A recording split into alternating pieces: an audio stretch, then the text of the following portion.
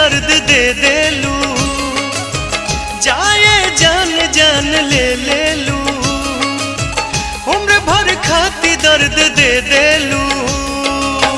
कबो जे बात याद आवेला, आँख में खून उतर आवेला, अब ई याद के हटावे दा, अब ई याद के हटावे दा, फिर से घर के सजावे दा, अब हर बात के भुलावे दा, भुलावे दा, फिर से घर के सजावे दा, फिर से घर के सजावे दा।